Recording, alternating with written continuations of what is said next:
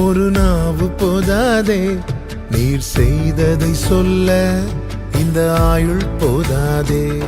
உன் நீதியை சொல்ல ஒரு நாவு போதாதே, நீர் செய்ததை சொல்ல இந்த ஆயுள் போதாதே. இன்று என்னை காண்பதெல்லாம் உம்மால் தானே வந்தது. இயேசு கிறிஸ்துவின் இனிய நாமத்தினாலே உங்களுக்கு அன்பின் வாழ்த்துக்கள். இந்த நல்ல நாளை காண செய்த தேவனுக்கு ஸ்தோத்திரம் உண்டாவதாக.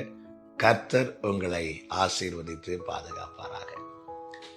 யோபுவின் புஸ்தகம் 37வது அதிகாரம் அதனுடைய 15வது வசனம்.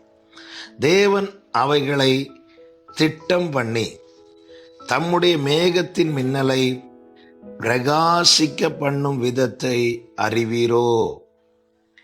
கர்த்தர் நல்லவர். யோபுவின் நண்பர்களில் ஒருவனான எலிகு என்பவன் யோபுவை பார்த்து பல காரியங்களை சொல்லுகிறார். அதில் ஒரு வார்த்தை தான், தேவன் மின்னல்களை உண்டு பண்ணி பிரகாசிக்க பண்ணுகிறது எல்லாருக்கும் தெரியும்.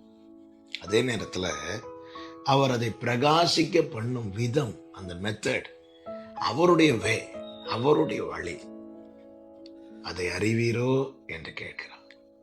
என கேட்டுக்கொண்டிருக்கிற அன்பு சகோதரா சகோதரி, கர்த்தர் நம்மை பிரகாசிப்பிக்கிற தேவனாய் இருக்கிறார்.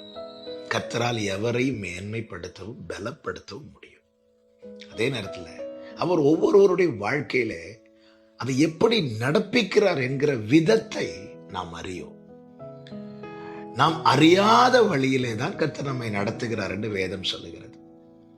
ஆனால் கர்த்தரால் நடத்தப்படும் போது ஒரு காரியம் நிச்சயம் உறுதி. என்ன? கோணல் செவ்வையாகும், இருள் வெளிச்சமாகும்.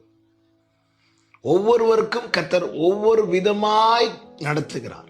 ஒவ்வொருவருக்கென்று ஒவ்வொரு பாதையை கர்த்தர் நியமித்திருக்கிறார். என் நினைவுகள் உங்கள் நினைவுகள் அல்ல, என் வழிகள் உங்கள் வழிகளும் அல்ல. நம்ம எவ்வளவுதான் யோசித்தாலும் கர்த்தருடைய வழியை நம்மால் ஆராய்ந்து யூகிக்கவே முடியாது. தாவீது நினைத்து பார்த்திருப்பாரா, என்னை கர்த்தர் அரசனாக்குவார்? சரி, ராஜரிக அபிஷேகம் தாவீது மேல் வைக்கப்பட்டது. ஆனால் கர்த்தர் அவனை நடத்தின விதத்தை பார்த்தீர்களா? அரண்மனையில் அவன் அதிகம் தரித்திருக்கிறவனாய் இல்லை, காடுகளிலும் குகைகளிலும் வனாந்தரங்களிலும் இருக்கிறவனாய் தான் இருந்தான். ஆனால் ஏற்ற வேளை வந்தபோது அந்த ஸ்தானத்திலே அவன் நிலைநிறுத்தப்பட்டான். நிலைநிறுத்தப்பட்டது மாத்திரமல்ல, தலைமுறை தலைமுறையாய் உறுதியான சிங்காசனத்தை கர்த்தர் கிருபையாய் கொடுத்தார். அவர் பிரகாசிக்க பண்ணும் விதத்தை நாம் அறிவோம். ஆனா ஒன்று நிச்சயமா தெரியும், கர்த்தர் செய்வேன் என்று சொன்னால் செய்வார். எனக்கு எப்படி செய்வார்னு தெரியாது, ஆனால் செய்வார் என்று நன்றாய் தெரியும். யோசேப்பை கர்த்தர் உயர்த்துவார் என்கிற தரிசனத்தை கொடுத்து அந்த உயர்த்துகிற விதத்தை அறியாமலே இருந்தார்கள்.